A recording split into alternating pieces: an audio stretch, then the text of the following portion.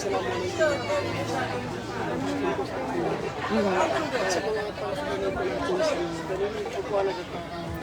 kasama natin sa medyo ngayon.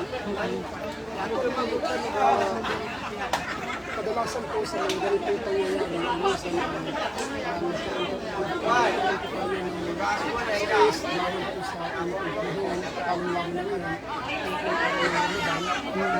napapansin po natin na ang para po nagsasakripisyo po para po ating tayo. Tayo po ay lumabila para lamang po magkaroon sila ng benefits sa dinadala po ng United Nations. Hindi po maaaring po makikita po ang init ng araw ito dahil sa magandang araw po ay baka po natin panatanya na magkakaroon ng katugunan ang political problema dito po sa dating municipality. More or less mga ilang naka-benepisyo po? We're supposed to expect 800 individuals na nag-iayaan po dito sa barangay Baka na dedicated for group po natin dito sa ating regions. Malamang sobra-sobra po ang tao magmula kanina, mas 8 hanggang ngayon, alam na halos ang tao po ay naka-standard dito at naghintay po para po magkaroon ng katugunan ng kanilang pangangailangan. Lalo na po nung nakarampan ng mga parapol, may magbayaya po binabahagi sa atin ang ating pabatihin ng municipal style ng dating business swati para po ng labas ang pamamahagi po ng pas dips sa kanila. Kung lamang po ang mga abel dito, pati po ang mga senior citizens po ay may mga ayun po sa kanila hindi po puro bigas na po ay binabahagi dito sa ito po ay para lang sa ngayon ang nagirapan yun nung sinagapagay sa mga barangay ng dating business swati at yan po ay ginagawa nila sa atin ano po dito ang kanyang team. Kami po nakasama dito sa United Functional Justice Party. Sir, ano pong nag-udyok sa inyo na kahit na Ramadan, napakainit po ng panahon, nagpapatuloy po kayo sa pag-ikot nyo sa pamimigay ng ayuda o tulong? Unang-una, ito po ay responsibility natin sa UBJP. Na ang UBJP po ay isang political party na kahit ano po ang mangyari ay pupunta po tayo sa mga communities. At yan po ang ilan sa mga nag-udyok sa atin. Pangalawa, lalong-lalo na po ito yung pagkakataon na nasa Ramadan tayo. At sinasamantala natin ang pagkakataon ang mga taong nag-ayuno ay para po matulungan natin kahit paano.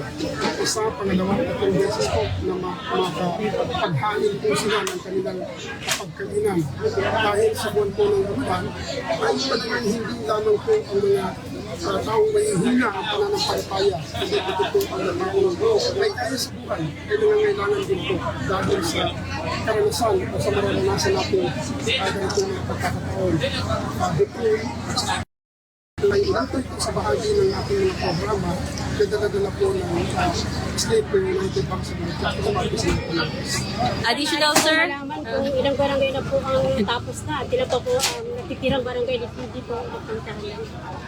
Marami po sa katugunan po ng lahat ay malamang lahat po ng 34 barangays ng dating Bidiswa ay mahalaga po na makumpleto natin sa pupuntahan po natin magalban ng ayuda at kailangan ng ating beneficiary.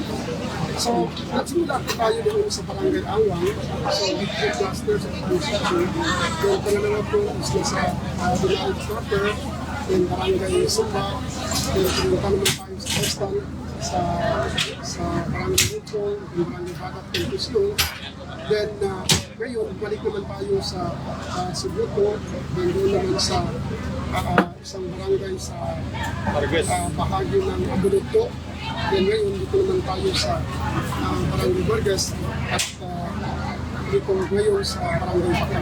So, halos sa barangay na po ang natin, may 12 pa po na kulang. Bakit po ay natugunan ng United Nations. So, ang pamamahagi po natin ng ayuda ay ito, bahagi na natin po yung pamilya. Ito, bahagi na natin sa mga dahil natin na ang mga nabidyo ko sila directly nakatalik doon sa local government unit dati pagdating po sa tulungan ang iba para po sila ay in-isolate. Dahil po doon ng United Bangsamoro Justice Party kahit pa paano po ang ibigay po natin ang kanilang. Siguro sir, wala na po kaming katanungan maliban na lang kung kayo po ay may mensahe sa ating mga kabangsamoro. Seems that ngayon po ay panahon ng pag-aayuno o Ramadan. So, ang hindi po natin masasabi dito, pwede siguro yung salitang Madinalaw.